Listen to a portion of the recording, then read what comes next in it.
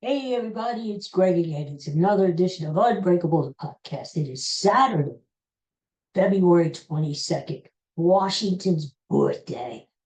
Happy birthday, George. Uh, Washington's birthday. Again, another ripoff. We used to have Washington's birthday used to be a national holiday back in the day, along with Lincoln's birthday. But now they've combined the two into President's Day. And it's a ripoff. It's because it's one less day you have off from school. And they used to make Washington's birthday, but big sales in the stores, and like a really big deal. And it was really focused on George Washington when they talk about him. Now it's like nobody even knows it's Washington's birthday other than me. So, it's sort of a ripoff. And I have sort of a kinship with George Washington because I live like literally 5 minutes away from Valley Forge National Park. That's where George Washington hung out in the winter of 1777 with his troops. They survived a bitter cold winter. Some didn't survive, but George did. And you know why George survived? George actually built a house. This, no kidding. Well, the troops were not that far away in the field, with cabins and tents and things. George was living temporarily for that winter in a stone house. It's a beautiful house. It's still there. You can go and look at it, go and walk through it and everything. Washington's headquarters. That's where he would hang out and have his other generals there with them, and they would talk and have tea or whatever. So, but yeah, Washington was not stupid. He said, I'm not, why should I go camp out in the field in a tent with the other guys when I could have my own house? And he did, and he does, and it's there. And so if you ever visit Washington House headquarters in Valley Forge National Park, it's a beautiful place to come and visit. And it's very historic. And there's a museum, there's all kinds of cool stuff. So pay us a visit sometime, huh? So what look what I'm wearing. I just got this in the mail this doing. Of course it says World Champions, Super Bowl 59, LIX, Eagles, and so I wanted to take a little time today to sort of talk to my Dallas Cowboy friends out there. Fans of the Cowboys. And hey, Dallas Cowboy, hello, hello, Big Fly, hello, Dallas Cowboy fans.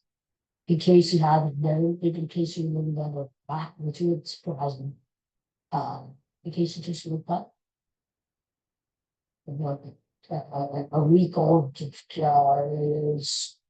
Spring or something. Look what I have. Eagles, Super Bowl chips. Yes, Dallas Cowboy fans, in case you don't know, the Eagles are the World Champions, the Philadelphia Eagles. Not the Dallas Cowboys, the Philadelphia. Dak Prescott, he is not going to win the championship. He's overrated and he sucks. Jerry Jones sucks. Cowboys, you're a long way from a championship. I'm sorry to say. Sorry to say, but look, Eagles, Super Bowl champs. And here's the thing. Dallas Cowboys, you can't talk any smack because you haven't won anything. Yeah, these Cowboy fans, they're like, oh, well, look at our rings, look at our dusty old trophies. We won back in 1872, blah, blah, blah, blah. You can't say that because the thing is, we're talking now. And if you want to talk, win a championship sometime this century. Why don't you? Huh? This century. Hey, Cowboy fans, guess what? There's like 75 years left in this century. Maybe you win one in 75 years, maybe. Just like the Met fan. The Mets, now we're getting into baseball season. The Mets haven't won a championship this century either. And yet they talk smack. Win a World Series or win a Super Bowl sometime this century, then you can talk, okay? I'm doing my Bernie Sanders. He does the thing with the hands. Did you ever notice that? I do a good Bernie Sanders. You want to hear? This is my monologue of Bernie Sanders trying to decide what flavor of ice cream he's going to have. So here we go. Bernie Sanders. Well, I'll take the chocolate. If not the vanilla, I'll take the chocolate. Maybe I'll have the strawberry. I'm just saying. But maybe I'll have the chocolate. I think the chocolate's good. I'm going to take the chocolate. Forget the strawberry. Forget the vanilla. I'll go with the chocolate. There you go. That's my Bernie Sanders. I like Bernie Sanders. It's sort of a shame. I don't get involved that he wasn't president. It would have been very interesting to see what he would have done as president, you know? But yeah, Bernie Sanders. Oh, you know what? Did you hear this news coming out of the New York Yankees camp? They've changed a long standing policy. You weren't allowed to have facial hair on your face. That's what facial hair is on your face. But they changed that. Now they say you could wear a beard as long as it's well groomed. It is specifically taught to the male players they're not those surfing person. Anyway, I'm thinking, okay, well groomed. What does that mean? Well groomed. I think like a Bryce Harper would probably be able to go to the Yankees. He has a beard. It's pretty well groomed. Although I don't think he will because now he's got that Philadelphia Philly, the fanatic tattoo on his arm. And imagine playing for the Yankees, the stinking rotten Yankees, the evil empire, and having a Philly fanatic tattoo on his arm. That's just not right. But the people who I'm just off the top of my head who still wouldn't be able to play for the Yankees.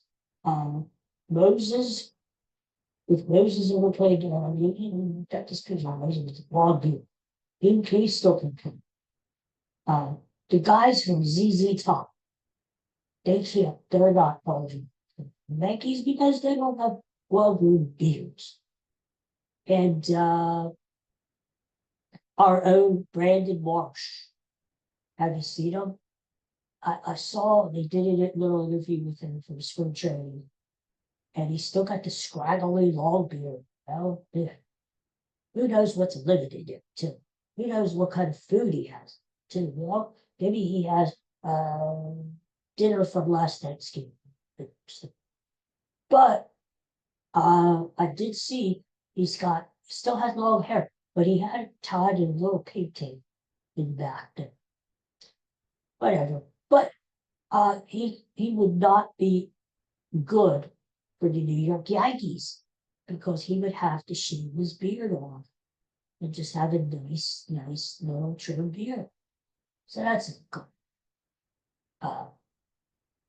So they changed their policy because a lot of players were bitching, especially players that were being traded to the Yankees or players the Yankees signed in free agency.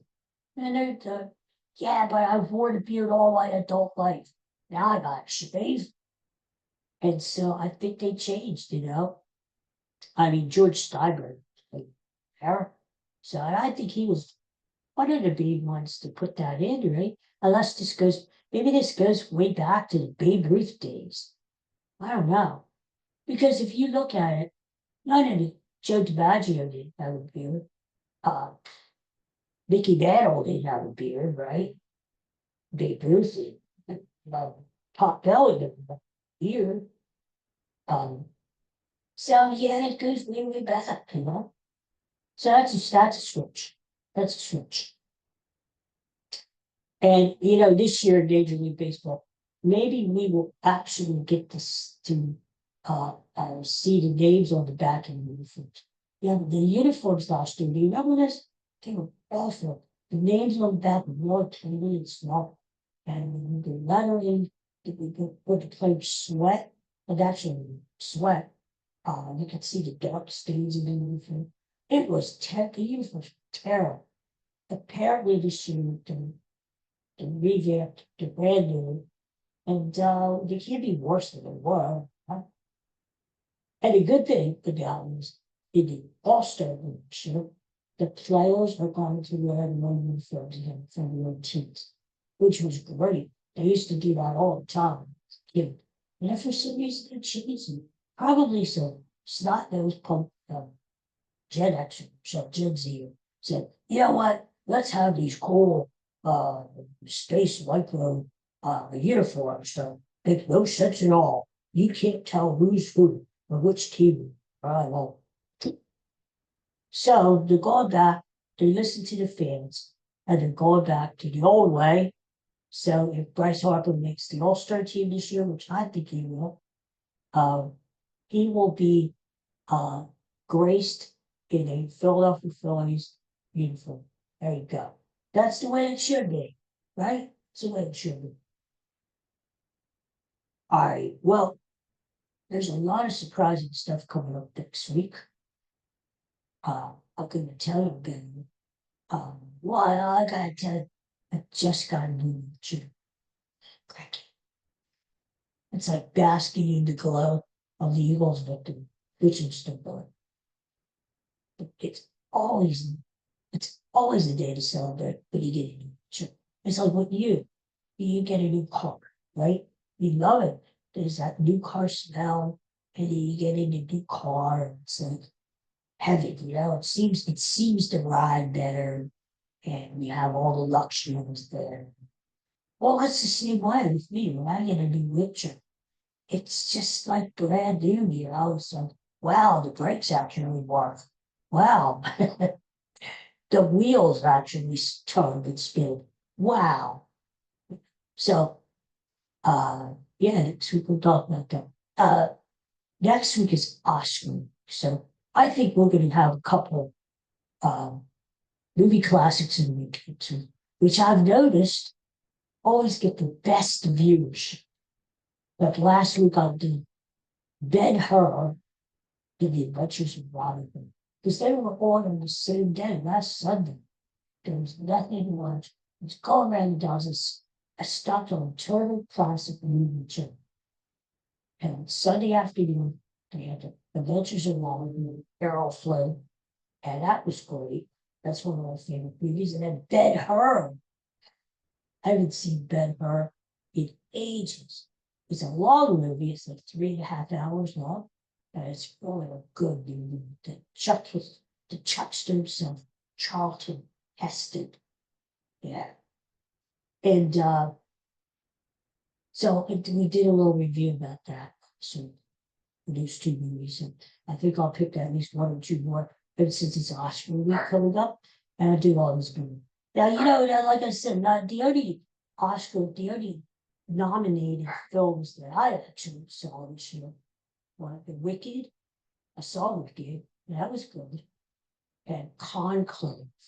I saw Conclave, and I liked it, but I didn't like the ending. And I won't give it away. And I thought the ending was really stupid. They that's the whole movie they're building up to this dramatic surprise twisty ending in what you hear. What is going to be the surprise? What's going to be the surprise? Why have you sat in the movie theater for 2 hours and coming up to this big climax? What is it? And it came out of right field to me, and I wasn't expecting that, but I don't know. It just seemed it did fit. It just wasn't right. I wasn't very impressed with it. But the overall movie content was really good. It kept your attention. Uh, Speaking of which, I'm really happy the Holy Father, Pope Francis, is getting better. Now we have double pneumonia. That's tough to get. I had pneumonia coming in the summertime, no less. And boy, that is tough. And not only is it tough when you have pneumonia, it wipes you out for a long time. You feel really tired. I mean, I wasn't feeling like myself until maybe like 3 months after I was in the hospital. And then I started to feel a little more energetic, more like myself. But the buggy can kick your ass. Yeah, you don't want to get pneumonia.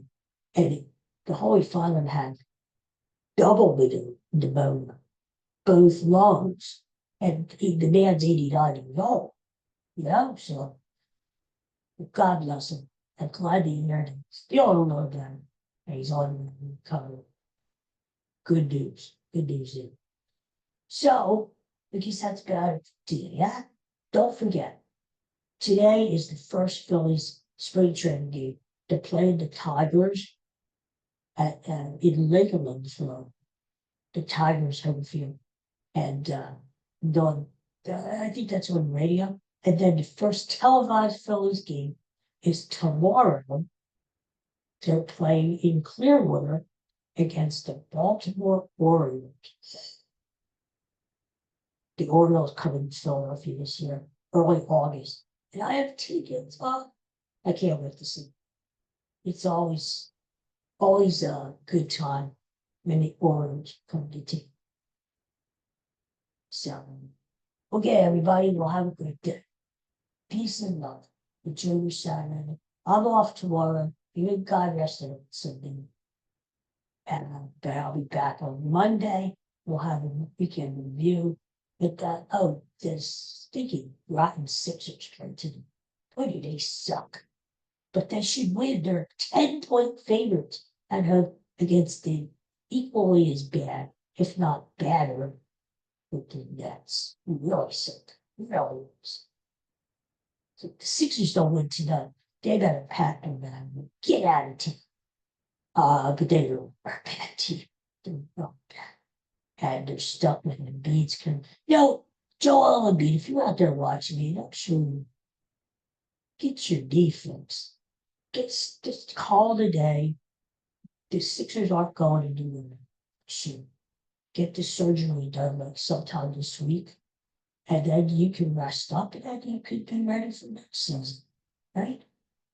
Because even Embiid himself is saying, I don't feel like myself.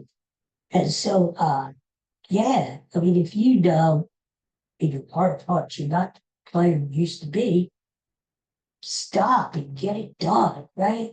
Get the surgery on the left knee. You still have some years left. Earn that contract. And come back next year. Yeah. It's just ridiculous. The team stinks. And it's the general manager's fault for putting this team together.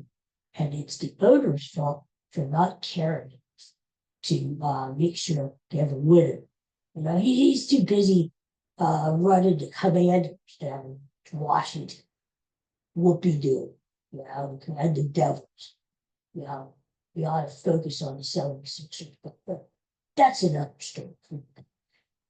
So, okay, everybody, take care. Peace and love. I'll see you Monday, and don't forget the Eagles are the champs. Still out. So Dallas Cowboy fans, if you're out there, Kansas City Chiefs fans, Washington Commander fans, Peter Judge, should I name all the teams? You need to bow down to the Eagles, genuflect to the Eagles, and say, yes, sir. Yes, sir, you're the champs. You are the champs. And don't forget today, choose either chocolate or vanilla. Chocolate or vanilla. I'll take chocolate every day. Now watch, what'll happen is YouTube will they always get me with my hands up, you know, the picture that they put up that goes with the episode. It seems like I always have my hands. I've done a lot of it today because that's part of my brilliant impersonation of a friend. So anyway, Bernie Sanders. Okay, everybody, have a good day. Have a great Sunday and a great weekend. I'll see you Monday. Peace and love. Bye. Choose chocolate. Have choose chocolate.